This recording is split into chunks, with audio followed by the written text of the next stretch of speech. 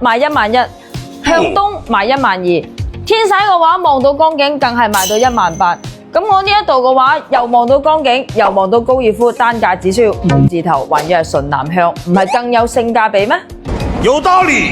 除咗單價低、朝向靚，呢一度仲配備一個咁大嘅陽台，同現在嘅4.0露台差別真係唔大，但係你嘅景觀唔夠我靚喎。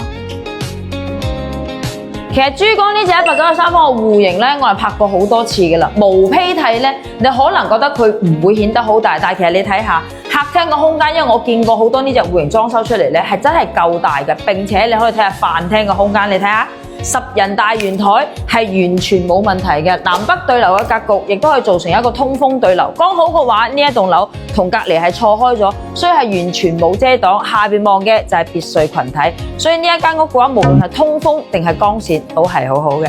嗱，好唔好風嘅話，你睇我件衫就知道㗎啦。南北對流就係有呢個好處。並且呢一隻戶型咧，我幾中意佢廚房嗰個空間嘅，因為係真係足夠大嘅。呢一度你可以做到一個超大嘅7字形，咁樣嘅話，你屋企就算人多過喺呢度煮飯，都唔會覺得逼傑。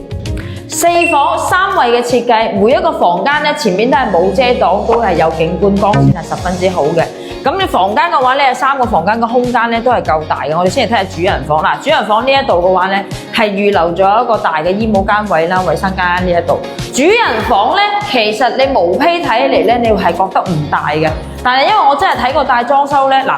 1.8米床係冇問題嘅，而呢一邊嘅話咧，好多人可能會覺得佢呢個圓形嘅設計唔好設計，但係我見有業主做喺呢一度做個化妝台嘅話咧，你望住嘅就係高爾夫球嘅景觀同埋自然光下咧，其實房間佈置一下都係好好用嘅。假如你衣櫃仲唔夠嘅話，呢一度都可以仲做多一個衣櫃，所以房間咧主人房係夠大嘅。咁我哋頭先睇到呢一個帶套間嘅房間亦都係夠大嘅。而呢一個咧就係第3個房間，第3個房間就正常啦。你睇下呢個光線，1.5米床做衣櫃係冇問題嘅。而呢一隻4房嘅戶型，唯一一個唔好嘅地方咧，就係呢一間房啦。呢一間房嘅話，相對會細少少，而呢一個部分嘅話咧，就係頭先主人房嗰個衣帽間。好多人話你可以拆咗佢，但係唔攞衣帽間係唔實際嘅。我見過好多業主嘅話咧，要麼咧就將佢褪出少少，其實呢一度嘅話咧就可以做成一個望到景觀嘅陽光房啦、玻璃房啦，或者你只要褪齊同呢一度平齊嘅話，咁既唔會影響咗你陽台嘅呢一個空間視野感，你房間亦都可以加大少少啦。